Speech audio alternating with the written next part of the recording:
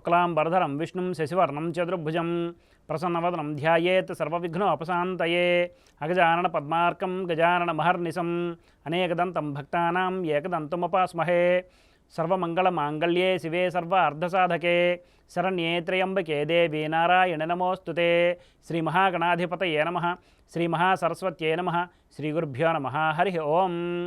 మైత్రి media ప్రేక్షకులందరికీ శుభోదయం. నేడు శనివారం కనుక శని మరియు రాహు గ్రహాల ధ్యాన శ్లోకాలతో మన శుభోదయం కార్యక్రమాన్ని ప్రారంభిద్దాం.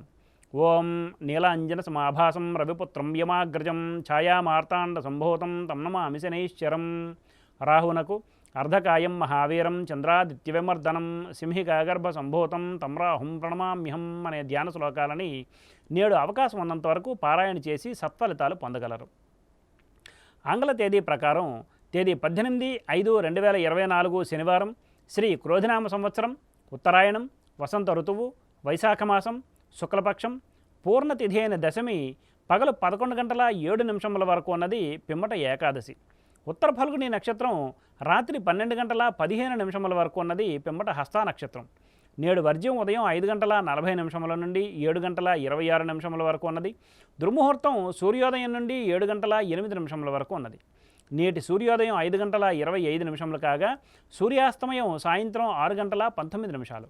నేడు శనివారం కనుక తూర్పు దిశగా ముఖ్యమైన ప్రయాణాలు అనుకూలం కాదు మరియు దక్షిణ దిశగా చేసే ప్రయాణాలు అర్ధలాభాన్ని చేకూరుస్తాయి. ఇక నేటి శుభ సమయాలను పరిశీలిస్తే పగలు 10:20 నుండి 11 వరకు, పిమ్మట సాయంత్రం 6 నుండి 7 వరకు మంచిది. ఉదాహరించిన ఈ శుభ సమయాలలో స్వల్ప ప్రయాణాలు, గృహోపకరణాల ప్రారంభాలు మాత్రమే తప్ప శుభకార్యాల ముహూర్త నిర్ణయ విషయంలో జ్యోతిష్కులను సంప్రదించడం వలన, ముహూర్త నిర్ణయం చేయటం వలన కార్యజయం కాగలదు. వర్జ్య దుర్ముహూర్త సమయాలలో ఏ విధమైన శుభాశుభ కార్యక్రమాలు ప్రారంభించుట మంచిది కాదు. స్వస్తి. సర్వం శ్రీకృష్ణార్పణమస్తు.